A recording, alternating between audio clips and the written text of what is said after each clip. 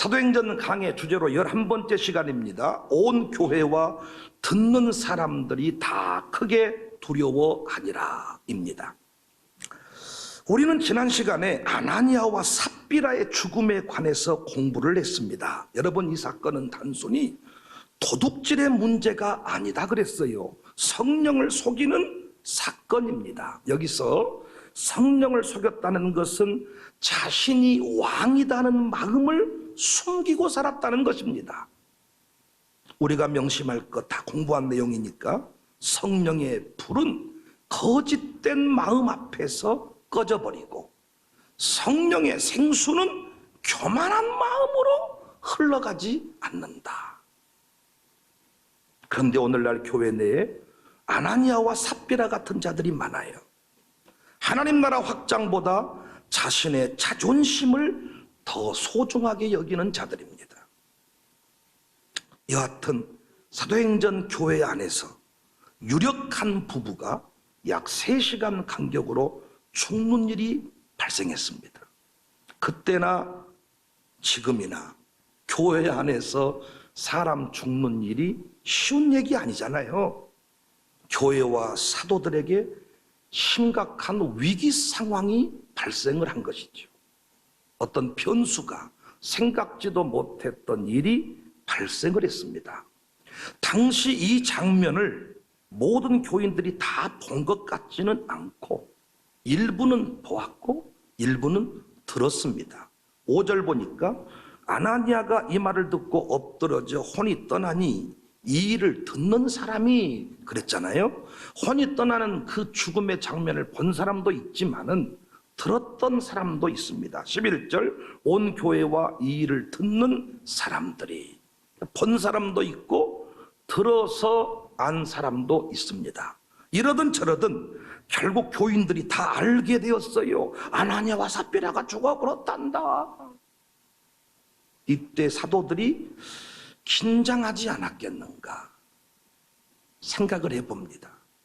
오늘날 목사도 교회 안에서 이런 상황이 발생을 하면 염려가 되거든요. 얼마든지 교인들의 반응이 엇갈릴 수 있기 때문입니다.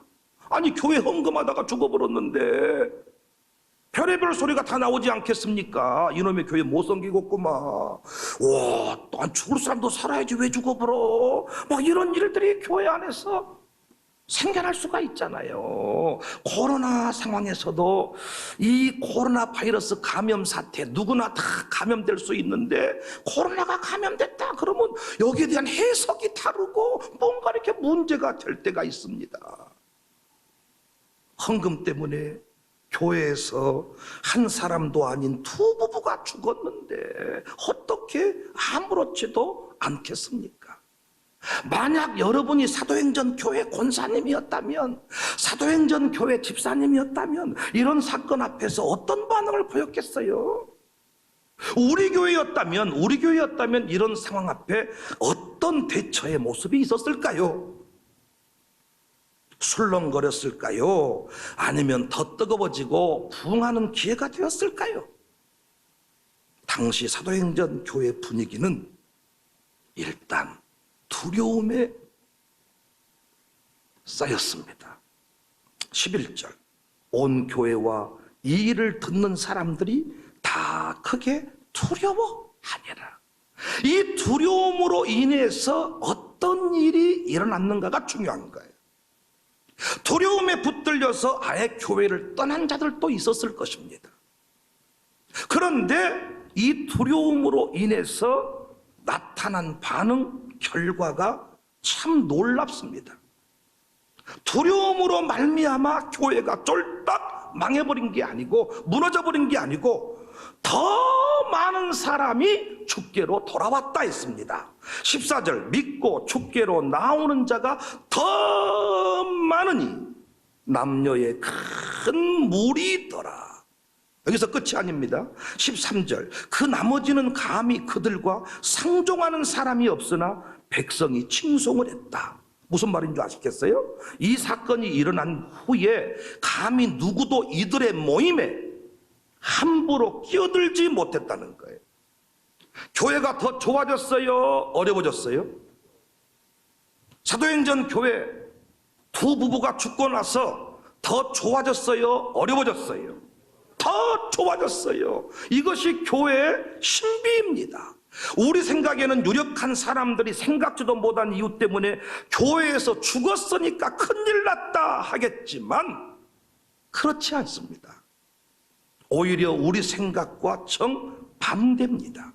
왜 정반대의 역사가 일어나는가? 우리 이미 공부한 대로 거짓과 교만을 제거해버리니까 성령께서 더욱 강력하게 역사를 해버리는 거예요. 여러분과 제가 교회를 섬기면서 자주 경험하는 일들입니다. 종종 교회 내에 유력한 사람들이 갑자기 떠날 때가 있어요. 10의 1쪽 규모가 크고 헌금을 많이 하는 사람일 수도 있고 개국공신, 구국공신과 같은 자들일 수 있고 저명 인사일 수도 있습니다. 근데 이런 사람들이 교회 내에서 흔들릴 때가 있단 말이에요. 흔들려. 우와, 흔들려 버린다는 거예요. 이때 목사도 교인들도 충격을 받아요. 우리 생각에 유력한 사람, 그 사람 11조 하나면 교회 큰 일들을 해결할 수 있어. 그런 사람들이 교회를 떠나버린다는 거예요. 이사를 가버리는 거나 뭔가 시험 들어가지고 교회를 떠나게 됐을 때 우와, 교회가 이제는 치명타를 맞아버렸다는 거예요. 이런 얘기 많이 들어보셨잖아요. 정말 그렇더냐고요. 그렇더냐고요. 여러분이 이 부분에 대해서 잘 정리를 하고 가셔야 돼요. 그렇더냐고요. 아닙니다. 오히려 목사의 설교가 더욱 강력해지고 교인 간의 결속력이 더 좋아집니다. 말씀 그대로입니다. 12절 말씀 보세요. 사도들의 손을 통하여 민간의 표적과 기사가 많이 일어나매 믿는 사람이 다 마음을 같이하여 솔로몬 행각에 모였다. 아니, 왜 유력한 사람이 빠져나가 버리고 흔들리고 아나니아 삽비라가 죽어버렸는데 어떻게 사도들은 더 힘있게 사역을 감당하고 교인끼리 믿는 사람끼리는 더 뜨거워지느냐? 말씀드렸잖아요. 교회는 성령께서 역사하시는 곳인데 거짓된 마음과 교만한 마음을 가지고 있는 자가 있으면 성령의 역사가 막혀버린다는 거야. 그런데 그 교만한 마음, 거짓된 마음을 가지고 섬겼던 자들이 딱 비춰주니까 어떤 일이 벌어집니까? 불길이 뜨거워지고 성령의 생수가 막 흘러간다는 것입니다. 교회가 유력한 사람들에 의해서 움직이는 것 같지만은 천만의 말씀입니다. 이건 여러분이 교회를 껍데기로만 본 거예요. 교회는 아멘할 준비하세요. 성령께서 역사하시고 성령께서 끌어가시는 줄로 믿으시기를 바라요. 설교 제목 하나 정하는 것도 설교자는 압니다. 설교 제목 하나 정하는 것, 어떨 때는요, 저는 강해 설교를 하기 때문에 여러 종류의 강해 설교를 하잖아요. 이 설교를 다 준비해 놓았는데 갑자기 내일 새벽에 성령께서 제 마음을 감동해서 다른 설교를 하게 할 때가 있어요. 설교 제목 하나 정하는 것도 제가 하는 게 아니야.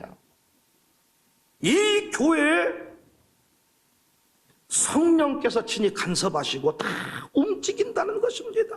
성령께서 가르치시고 성령께서 인도해 가십니다. 그래서 교회의 진짜 위기는 유력한 자들이 10의 1조 헌금한 자들이 사회 저명 인사가 이 교회 개척 멤버가 교회를 떠나는 것이 아니라 성령의 역사가 단절되는 것이고 목사의 설교가 힘을 잃어버리는 것, 이게 위기입니다. 이게 위기. 목사를 정말 힘들게 하는 사람이 있어요. 거짓된 마음과 교만한 마음을 품고 여전히 예배자를 지키고 있는 사람. 제 설교에 은혜 하나도 안 받으면서 예배는 한 번도 안 빠지고 나오는 거예요. 이 사람이 딱 버티고 있는 순간 이게 단절의 벽입니다. 단절의 벽. 성령의 역사가 쫙 물 흘러가듯이 쫙 이렇게 흘러가거든요. 쫙 흘러가는데 이 사람 앞에 가면 딱 막혀버리는 거예요. 이 사람 때문에 목사는 정말로 힘듭니다. 이 사람 때문에 목사의 설교는 날카로워집니다. 성령의 교통함이 없는 것처럼 답답한 일이 없어요. 성령으로 서로 교통이 이루고, 교통에서 설교는 혼자 한 게 아니고 여러분과 저와 함께 하는 거예요. 교통. 성령께서 교통하게 하시는 것이 있어. 이때 목사는 설교를 10시간 하고 온종일 해도 하나도 힘들지 않아. 그런데 단절의 벽을 만나버린 순간 설교는 방향을 잃어버리고 길을 잃어버리는 거예요. 지금도 많은 교인들이 착각을 합니다. 거짓된 마음을 품고라도 내게 주어진 직분을 완수해야 된다는 거예요. 연말까지는 이 사명을 감당해야 된다는 거예요. 이 사람들이 어떤 사람들? 자기 의가 충만한 사람들이에요. 내 사전에서 중간에 포기하는 일은 없다는 거예요. 끝까지 일을 맡았으면, 회계장부를 맡았으면 연말까지는 딱 써주고 가겠다는 거예요. 주의 일은, 교회 일은 은혜 받은 사람이, 그래서 대통령이 딱 취임을 하면 장관들을 임명을 하잖아요. 이 정권의 성공을 위해서 나와 같이 손발을 맞추고 철학이 같은 사람들, 국정 철학을 이해한 사람들을 딱 세워서 일을 하는 거잖아요. 장관이 다른 말 하면 안 되잖아요. 그런데 요즘 한국교회는 웃겨버린 게, 목사의 설교의 은혜는 받지는 못하는데 교회 일은 하는 거예요. 교회가 얼마나 혼란스럽겠어요? 말씀을 듣고 그 말씀으로 교통이 이루어진 자들이 주방도 섬기고 차량도 섬기고 헌금도 섬겨서 장부도 맡아야 이것이 일사불란하게 움직여져 가는데, 목사의 설교 내용과 목사의 영적인 가르침과 전혀 다른 마음을 품고 있는 사람이 교회를 섬기는 것입니다. 혼란에 빠질 수밖에 없고, 이 사람 때문에 목사의 목회가 너무나도 어려운 거예요. 가정교회 소그룹 모임 등을 섬기는 분들, 이런 경험 자주 하지 않습니까? 꼭 숫자가 많다고 잘 되던가요? 다 참석한다고 잘 되던가요? 아닙니다. 마음 통하는 사람 몇 사람이면 충분하지요. 마음이 통한다는 건 뭐예요? 마음이 통한다는 것은 성령의 역사가 흘러간다는 거예요. 흘러가면 살아납니다. 흘러가면 이 일은 그냥 되는 것입니다. 그래서 교회는 사람이 떠난다고 할 때 인간적인 방법으로 절대 붙들면 안 돼. 인간적인 마음으로 그를 붙들어서는 안 됩니다. 우리 생각에는 그 사람 떠나버리면 교회가 큰일 날 것 같지만 천만의 말씀입니다. 그렇게 억지로 붙들어두면 남아있을 수는 있어요. 그때부터 교회의 부흥 끝나버립니다. 그 사람 딱 보는 순간 설교가 이상하게 가본다니까요. 여러분이 설교를 안 해봐서 잘 모르신가 본데 이게 힘들어 버린다니까요.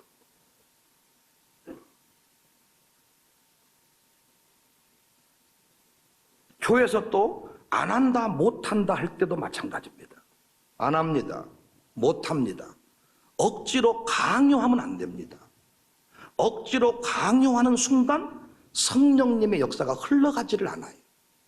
성령, 자원하는 심령 위에, 겸손한 심령 위에 성령의 생수가 흘러오고 기쁨이 넘치는 법인데, 안 합니다. 못 합니다. 근데 억지로 한 번만 해줘요. 요전도 해자 한 번만 오래만 해줘요.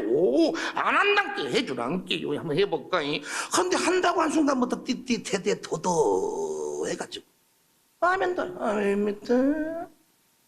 이렇게 다 버티고 있는 이 사람 때문에 여전도의 가정교회 속으로 다 끝나버리는 거예요.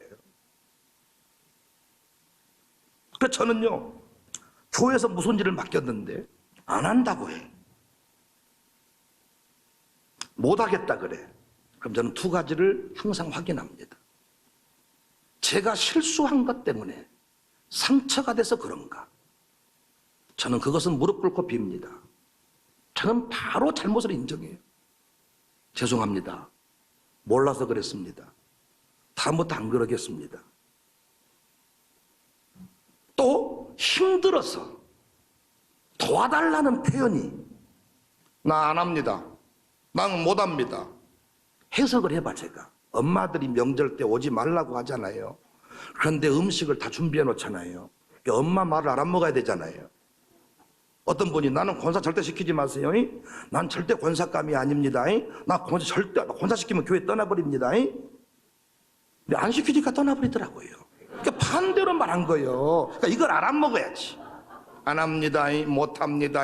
그 말은 힘드니까 도와주셔야 됩니다. 그 말.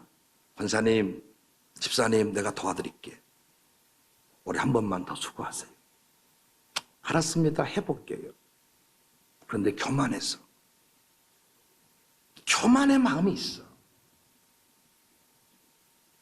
조금 자기가 더 가진 것 같아.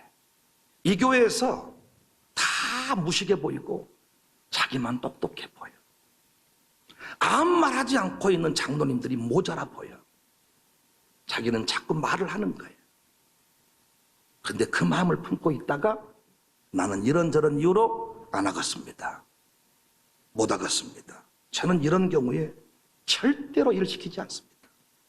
그리고 그 부서에 그 사람 말고 다르게 대처할 수 있는 사람이 없잖아요. 저는 그 부서를 없앱니다. 성령의 역사가 흘러가야 됩니다. 교만해서 안 합니다, 못 합니다. 평상시 알고 있는 백목사가 아닐 겁니다. 그런데 저는 힘들다고 하면 다 도와드려. 저같이 밥 잘 사드리고 저같이 위로를 잘해주는 목사를 아직까지 제 수준에서 나는 못 만나봤어. 김장 끝나고 나는 김장한 사람들 밥값이 배추값보다 더 들 때도 있어. 차라리 사 먹는 게 싸게 먹혀. 호텔 데려가서 제가 밥 사드려.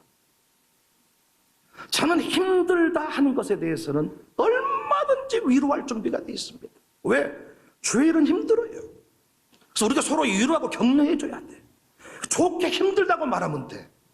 목사님 힘들어서 투정을 부렸어요. 그러면 제가 도와드려요. 그런데 곤조를 피워. 곤조. 교만해. 이런 경우는 즉각 그 자리를 거둬야 맞습니다. 그래야 성령의 역사가 흘러갑니다. 교회를 떠났다가 다시 돌아오는 경우가 있거든요. 저는 절대로 안 받습니다. 왜? 이 사람 돌아오는 순간 다시 막힙니다. 회개하지 않는 이상 받으면 안 돼. 그 교만한 마음, 거짓된 마음, 그걸 내려놓고 다시 시작하겠습니다 하면 아버지 집이 돌아올 수 있어.